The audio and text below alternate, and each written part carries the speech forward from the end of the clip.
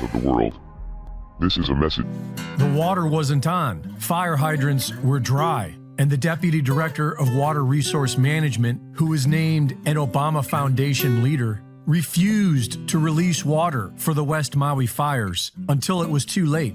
He says that in order to share water, Hawaiians need to discuss equity. Really, my motto is always like, let water connect us and not divide us. Like we can share it, but it requires true conversations about equity. Without any warnings and without any water, the people tried to flee, but they were stopped by the police, who had orders to keep people from escaping. I said, what are you doing? He goes, well, I'm under orders to keep them here. And I said, the fire is right around Safeway. It's going to hit Front Street. You know, these people got to get out of here. And he said, I'm following orders. No way. And so I just kept walking. And I went, well, maybe he knows something I don't. The Maui chief of police was the incident officer at one of the biggest cover-up operations in U.S. history, the 2017 Las Vegas. No comment? You have to look up what photo. No comment right now, guys. No comment? Yeah. I'm talking to the chief, sir. Yeah. I understand. Why doesn't he want to speak to the people? Only to a camera. Residents are not allowed to leave unless they get a permission slip from the federal government. But the government recently decided to shut that option down. I've just been informed that we are shutting down this placard distribution as of now. While the fires burned, a book was published about the entire event.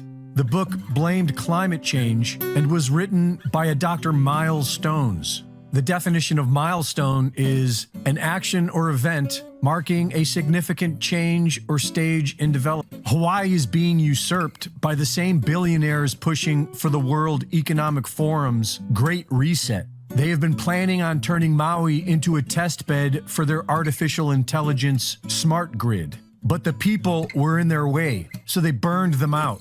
Maui will either be a major milestone for the ruling class or a line in the sand for we the people. The federal government offers a one-time payment of $700 to each family that has lost their home. And the governor of Hawaii tells reporters that the state plans on acquiring the land. I'm already thinking about ways for the state to acquire that land so that we can put it into workforce housing, to put it back into families, or to make it open spaces in perpetuity as a memorial to people who were lost. And if it wasn't for the local community, the survivors would be left alone in the ashes of their neighbors.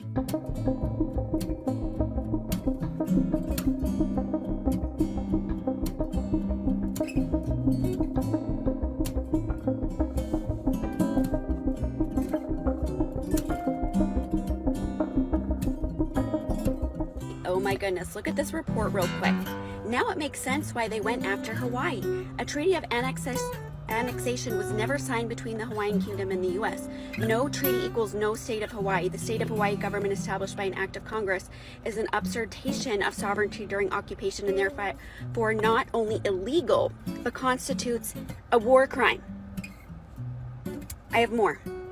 This is a document from HawaiianKingdom.org. Please go look it up for the rest of the information, but let's take a look here. Therefore, a joint resolution is not a ceding of territory by treaty, but only an opinion or will of the U.S. Congress. The Hawaiian Kingdom was not annexed to the United States and remained an independent but occupied state. I have chills reading this right now.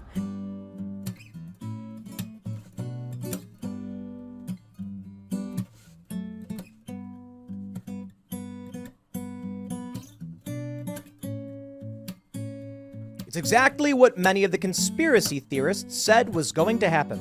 That after the Maui fires, the government would seize the land and use it to create 15-minute cities. Now, I'm not a proponent of that theory because they were already implementing smart city policies and infrastructure in Maui. They didn't need to destroy everything that they had already built over the past 5 years in order to accomplish this. There are many ways they could get it done. However, I guess eminent domain can be messy. Buying land from people who didn't want to sell it could be very difficult. And this is one way to get the job done. There's been reports that people are not getting their insurance claims paid out, that they're being denied. And so the conspiracy theory was the government started the fire on purpose, or that some individuals did, I don't know if the government or otherwise, That way the land would be completely valueless and useless unless you were a government entity that could claim the land. Now here's the story. From the Post-Millennial. On Monday, Hawaiian Governor Josh Green announced that his administration was considering acquiring properties in the seaside resort town of Lahaina that had been destroyed by the recent wildfires.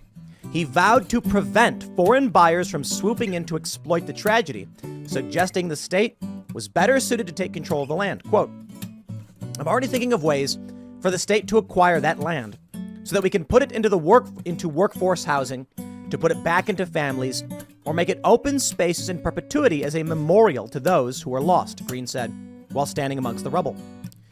We want this to be something we remember after the pain passes as a magic place. Lahaina will rebuild. The tragedy right now is the loss of life. The buildings can be rebuilt over time. Even the banyan tree may survive. But we don't want this to become a clear space where then people from overseas just come and decide they're going to take it. The state will take it and preserve it first. In a separate press conference, Green reiterated his commitment to ensure the land was protected for residents and revealed that he had spoken with the Hawaiian Attorney General regarding options to do a moratorium on any sales of properties that have been damaged or destroyed. It's going to be a very long time before any growth or housing can be built. So you'll be pretty poorly informed if you try to steal land from our people and then build here. I will try to allow no one from outside our state to buy any land until we get through this crisis and decide what Lahaina should be in the future. Now take a look at that. If you had a house, it's gone, you can't rebuild it. You can't. They're not going to let you do it. You won't get a permit. They'll say, no, there's too much damage. Tons of work has to be done before anything can be built here. But I'll tell you what. You can sell it to the government. They'll buy it off you for pennies on the dollar. No, to be fair, they'll probably give you a fair price and say they're going to come out and be like, these poor people, we're paying a premium for this land.